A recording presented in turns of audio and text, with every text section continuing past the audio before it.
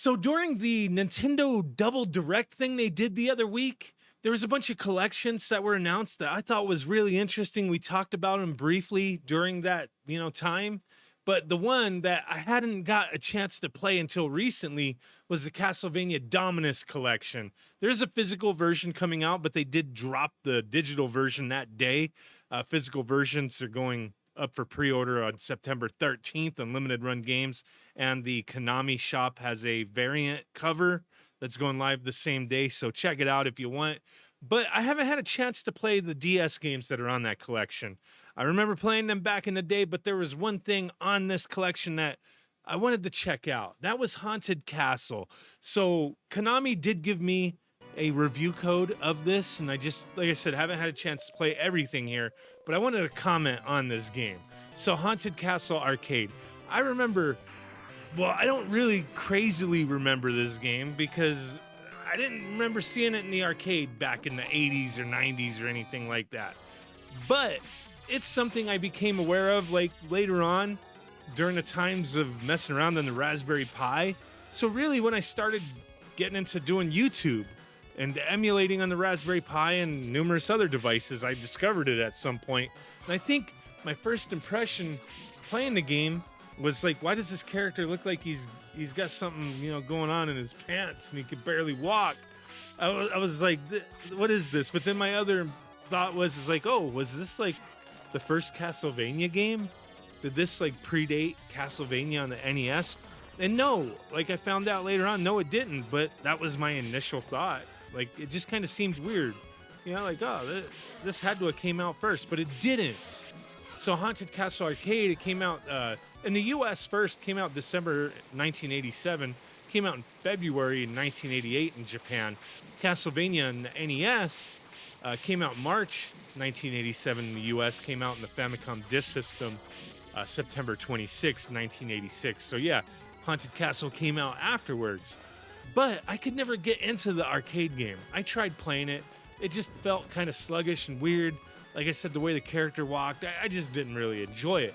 But seeing this Dominus collection where you could play the original arcade version, and I can't get into it, but they had the revisited version where they've updated the graphics, the gameplay a bit. They've kind of changed some of the stages a little. Like I haven't played all of the original arcade version to really tell all the changes. I have played through the entire revisited game, but I did notice first couple stages some differences, like especially the first one with like you get to a certain point in the arcade game, there's a wall that just starts shooting bricks at you. They took that out. They're just things that drop from the sky for a moment. So there is some changes, but the game just plays a hell of a lot more fluid. It just feels better. And I actually sat down, not with the intention of necessarily making a full video on Haunted Castle Revisited, but hey, I played it and I actually enjoyed it and finished it in one sitting. So I just want to quickly talk about it. So this game, it's got 6 stages, opens up. I don't know the character's name that you play as, like is it Belmont, who is it? You're a vampire hunter, obviously. I mean, it looked like you're getting married and Dracula just comes out and is like, oh, hell no, that ain't happening. And he just scoops up, your woman. And that's what happens. And she's gone. Now you're like, this ain't happening. You're going to go fetch her. You know what I mean? You got to save her ass. So 6 stages. That's the way it opens up. Stage 1, you're in the graveyard. You're fighting bats, zombies, skeletons. Just some basic stuff. And just graveyard action. The boss is Medusa. I don't know how that makes any sense, but you're fighting Medusa in the graveyard. She's pretty easy. Kill her. Go on to stage 2. It's the cave. In the cave, you got more skeletons. But these skeletons, the first ones you start fighting, they got like these soul skeletons that pop out of them. So you got to be careful there. You got more bats, you got fishmen, then you got some mudmen coming out at you. Then you got these like dragon things that turn to stairs. And then you fight like a skeleton dragon. I don't know all the bosses' names here, but yeah, you fight like a skeleton dragon. Who at first, like I thought, man, is this thing gonna kill me? Just by touching its tail, but it was actually pretty easy. Just aiming for the head. Just aim for the head.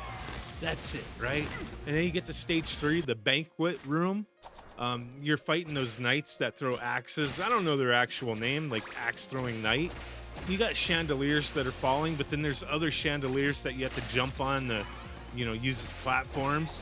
You got crows. You got those little hunchback freaking bastards.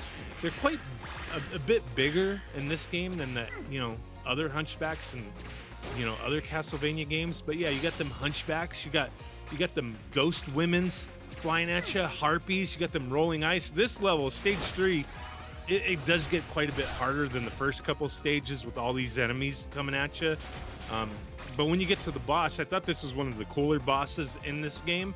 It's the Stained Glass Knight, if that's what his name is. I don't know. But you aim for the little gem that's kind of, I don't know, it's like higher up in his chest. And then he changes it up, and you just aim for the that gem, and then you'll kill him, right? And then from there, you go to stage 4, the basement. And you got mummies, bats, skeletons throwing bones, rolling eyes, dragon skulls flying at you, mudmen, ghost women, a lot of enemies here. And then you finally get to the little giant golem. Well, it's not little. Why did I say that? It's a giant golem throwing like rocks at you, pounding you with its giant ass fist. You jump on the fist, hit the gem that's in its chest and the gem in its head, and then it's dead. And then you move on to stage 5.